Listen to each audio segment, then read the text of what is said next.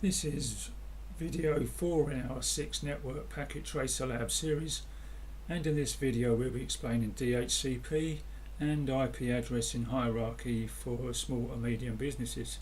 Now, if I was setting out a network for a small and medium business, I'd just use a standard Class C address, and I'd give the routers IP addresses from 192.168.1.1 to 10, from switches from 11 to 20, printers and scanners from 21 to 30, servers from 31 to 40, and end user PCs from 50 to 254. This would give me a buffer for any other devices, guest Wi-Fi routers, etc. It's just an example of using a Class C addresses for small networks. We're going to configure our small DHCP server network. You can see here today. We've already given our router the default gateway of 192.168.1.1. All the other devices are unconfigured. We're just going to open up our HTTP web server. We're going to give it the static IP of 192.168.1.31, the default gateway of 192.168.1.1, the DNS server will be 192.168.1.32, same as the DHCP.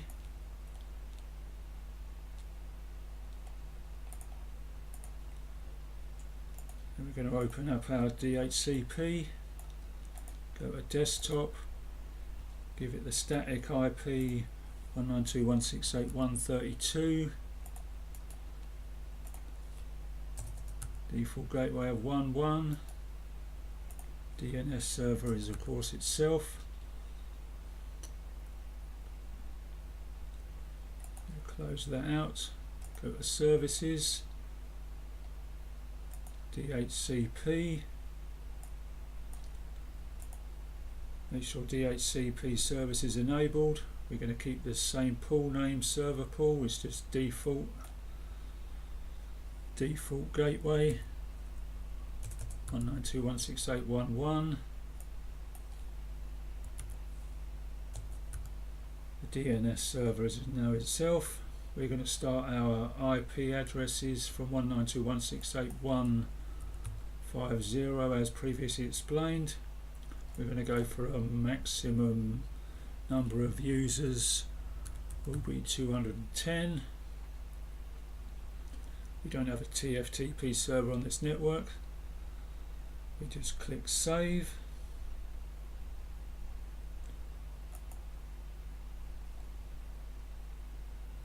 You can of course expand that so you can see totally what's happening there. So we just close that out. Now we're going to go over to our first PC. IP configuration, DHCP. The request was successful, 192.168.1.50. See the other numbers there.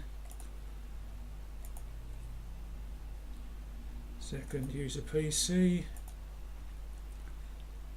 should be 192.168.1.51. You can see it is. All the other numbers are consistent to what we've requested.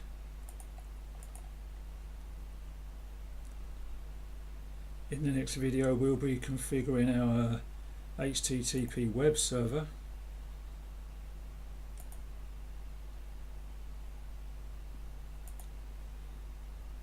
And we'll be editing the index HTML for a bit of personalization, maybe changing some other HTMLs. And we can be configuring our DNS services, where we'll be explaining address records, canonical records, start of authority and NS records, what they all mean. Canonical records is especially important, I think. Bit of individualization for a certain topic. If you have any further comments or questions, please leave them below. Subscribe for the latest or next updates for that DHCP, and I think we're configuring a VPN via cloud, GRE over IP. This is Roger's Classes. Thanks for watching.